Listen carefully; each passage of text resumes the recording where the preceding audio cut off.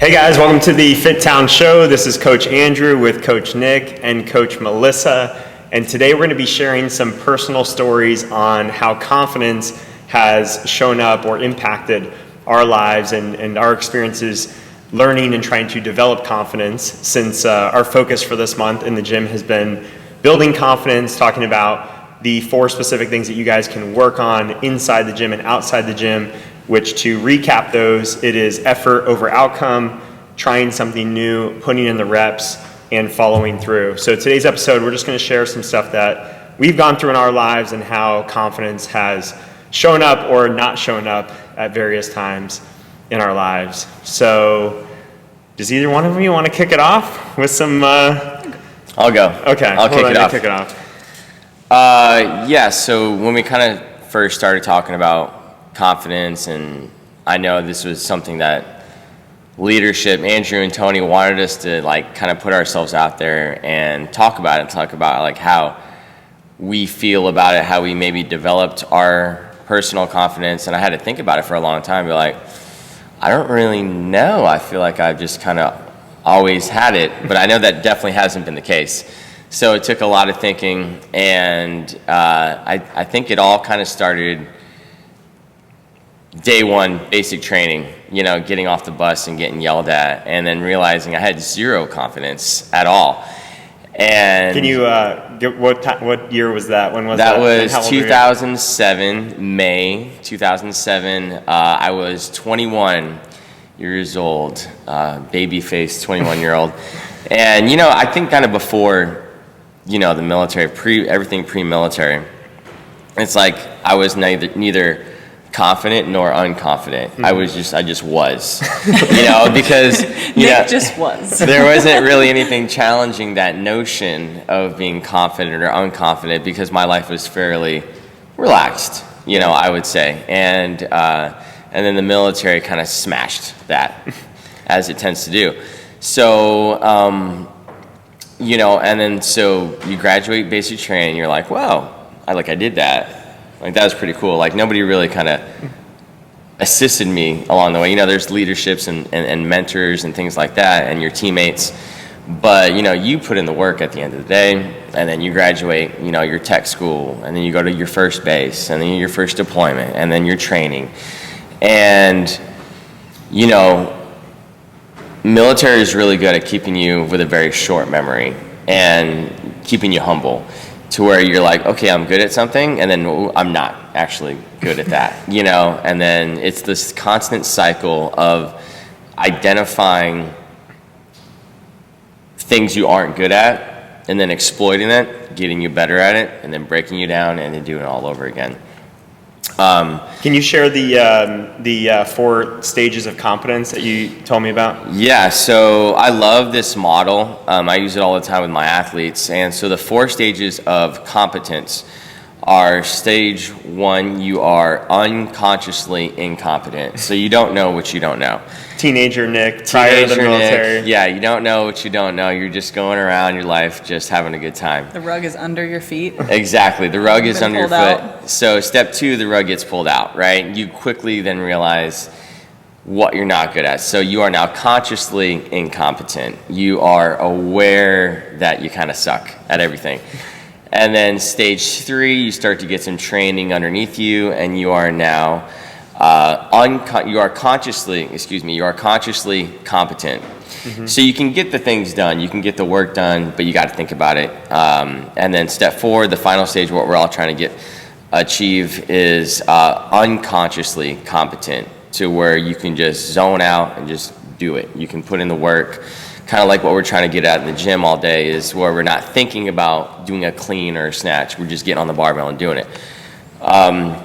So how do we get to that point, right? Failure, lots and lots and lots of failure. And putting yourself out there, putting in the work, and following through with that. I think a lot of us kind of get to this sticky point to where we just want to be really good at what we're doing, and again, focusing on that outcome. Yeah. I'm really good at what I'm doing. That is the outcome. And you're really not going to get to that next level of, I think, in my opinion, of enjoyment in life without having that adversity and that discomfort, which comes from, just like putting yourself out there. Yeah, I love the example that you shared, because I think as we all grow older and become adults, we sort of stay within our comfort zone, and there's a false sense of confidence that comes with it, because everything that we're doing, we feel pretty confident in our ability to execute on that.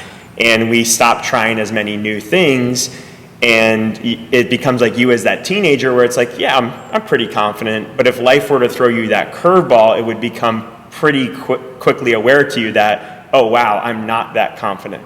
Now, good thing that you did, you sought that out proactively by going to the military versus waiting for, losing a loved one or something to happen into your life that would have forced you to be challenged in your confidence.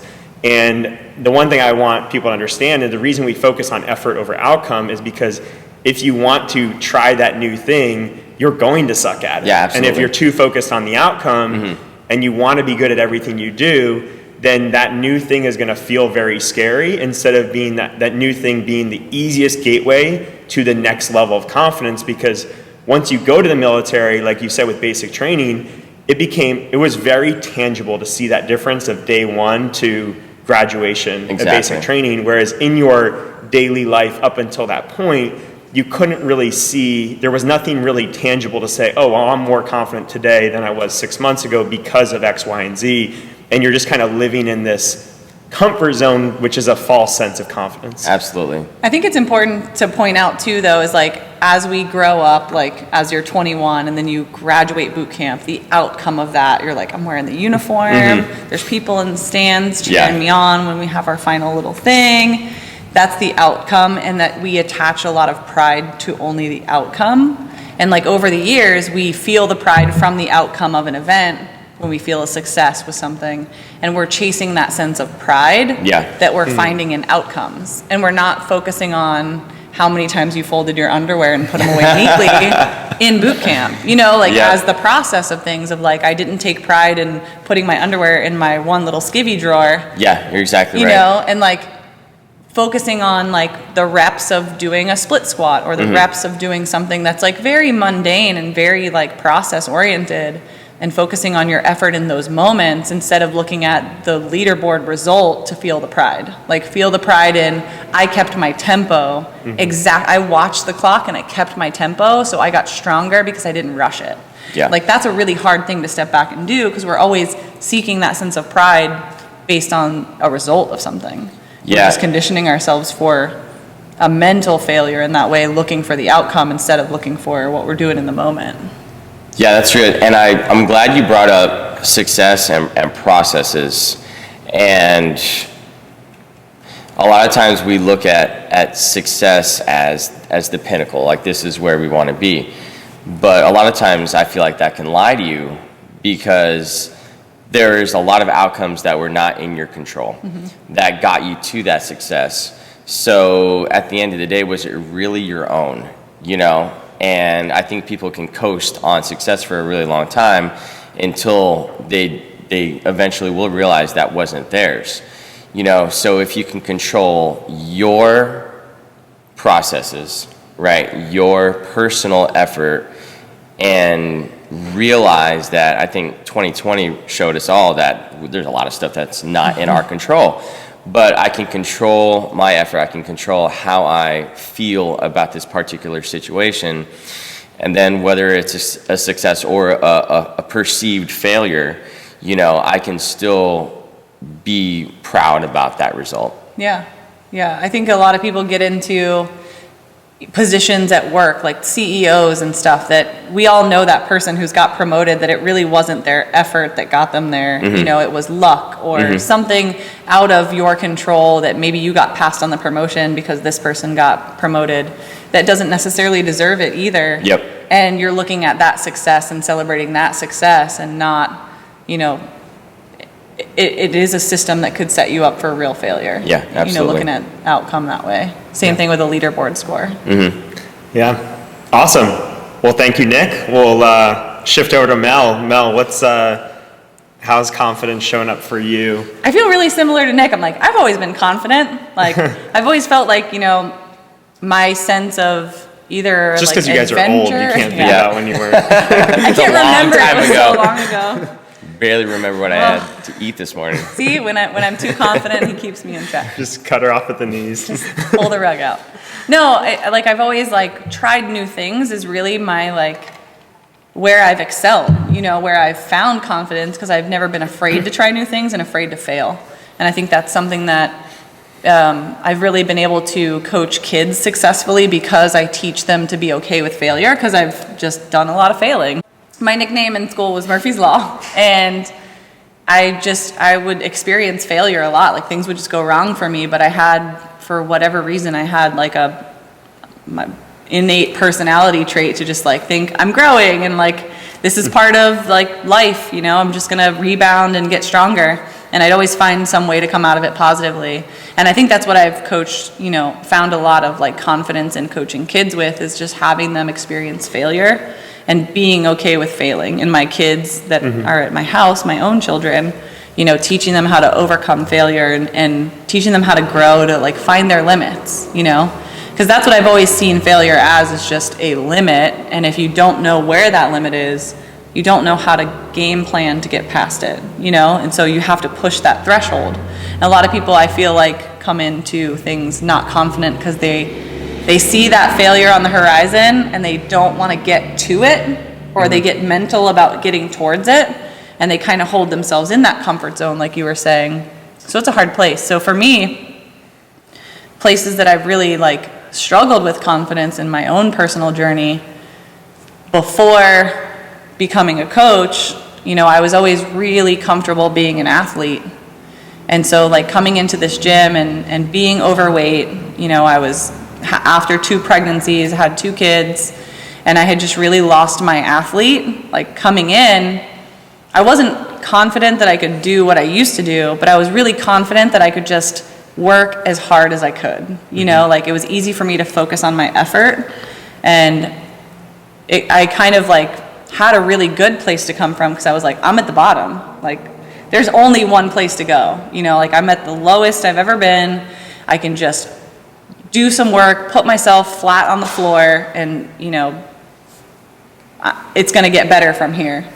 And then as I started to progress, as I started to move up the leaderboard or, go heavier on my weights or gain all these skills, drop my body weight, and realize wanting to become a coach, it was really hard for me to come into coaching because I was a member.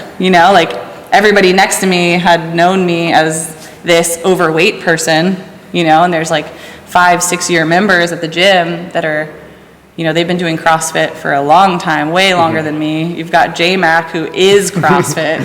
And at the time we were a CrossFit gym, and I was I didn't have a lot of confidence in coaching athletes who had been doing it for a decade.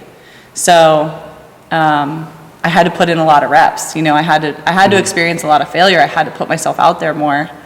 And I was telling Nick this earlier, but I really feel confidence and vulnerability are hand in hand. You have to open yourself up to become confident. You have to expose yourself in a certain way. You have to put yourself out there and put everything on the line, whether it's failure or whether it's, just being able to try something new makes you really vulnerable. It exposes you to a certain degree. So, opening up a personal story to someone like we're doing here, or, whatever it is, public speaking, everything exposes you, but when you come through it and you find that success in those moments, it really builds your confidence, you know? It puts you back in that confident place. Yeah, one thing that I think you did really well is you said you've always kind of naturally, from a physical athletic standpoint, been good at putting yourself out there, be willing to fail, and then gaining confidence through that.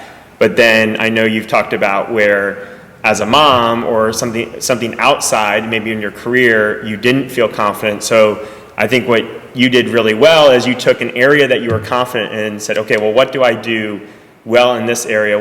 How do I apply myself here? And then how can I take that same mindset or process into the areas that I'm not confident about. And I think everybody has the ability to do that. There's always one or two things in your life that you have confidence in, and then figuring out, okay, how can I translate that to the things I'm not confident in? Yeah, for me, for sure, like stepping into the gym gave me back the only place I felt confident, because I was a new mom. I had 2 kids who were crazy people. You know, I had a husband who travels a lot. He's a boat captain, so he'd be gone for months at a time, and it was only me. And I didn't really know how to be a good wife or a good mom. You know, like I had all these new titles, and I got back in the gym, and I knew whatever I did in the gym, I was just gonna crush myself, and it was hard, and I wanted to just put myself in that place. And it made everything outside the gym just feel easier. You know, like I conquered something early in the morning, I got it in, I had done work, and then all the stuff that was like piling up at home, like laundry and chores and, you know, even grocery shopping. It's just like things that felt monumental to me as a mom or a wife, because it was just so out of my comfort zone. It gave me that place to handle it from. Like, oh, I had just, like, what am I doing? You know, like, why is this so hard? I just did this really hard thing at the gym. I just lifted 100 pounds or 200 pounds, whatever it is. And I'm making a big deal about laundry. You know, like, just handle it. Like, it gave me clarity. Yeah, I love it. Cool. So I had similar stuff. It's fine. We have a similar type of application, but it's we You're had a kind of mom the opposite too? thing. Yeah, not the mom thing. I am a dad though, which has its own challenges. But going back to your athlete side of things, there was actually a moment for me where I was probably about 6 months into CrossFit where I seriously considered like just stopping doing it altogether. Like I thought I would just potentially quit doing it. And where that came from for me was, I mean, I was just a couple years out from being a very competitive athlete in college and professional baseball. And baseball was like my life for 18 years up until that point. And when I got into CrossFit, I very much was focused on the outcome and my performance. How am I performing? How am I doing? And it didn't really help that I was in a CrossFit gym that had a more competitive environment, and they were like, oh, he's a good athlete. He was a professional athlete, college athlete. Let's get him to compete.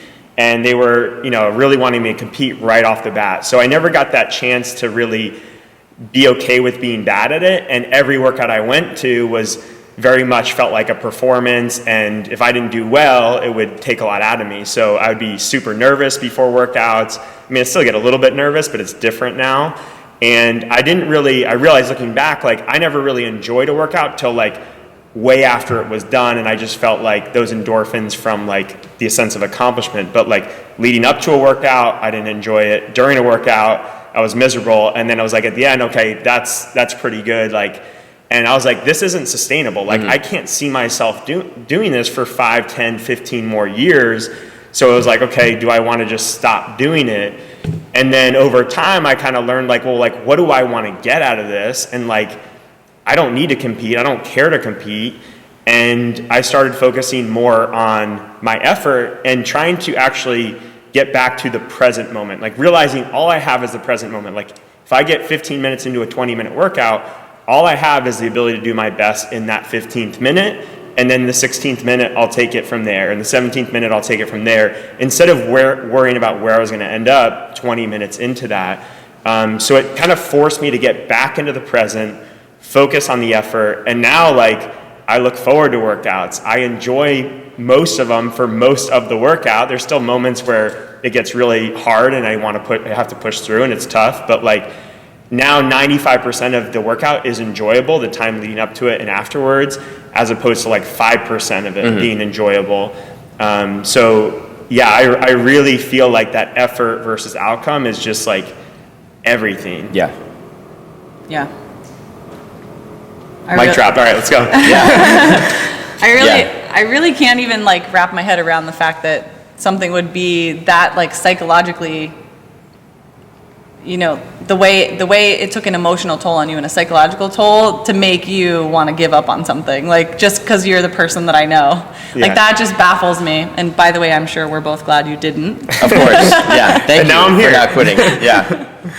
Very glad you didn't give up. But yeah, I mean, imagine how many people are out there feeling that in their own workouts or putting themselves through that emotional toil over competing in that moment for the outcome. That's really what we're trying to do by talking about confidence, is like save people from being in that mental space of, I've had athletes come over to me and say like, well, what weight are you using? And that's the wrong question. Yeah. That's always the wrong question. All of the weight. If you're actually. wondering if you've ever asked someone that's the wrong question. It's not about what anybody else is using. Even if you're really similar to that other athlete, it's about what can you do today. You might not have slept as well as I slept last night. Yeah. Or you might have eaten a lot better than I ate last night. So, like everybody's on their own level, on their own page every day.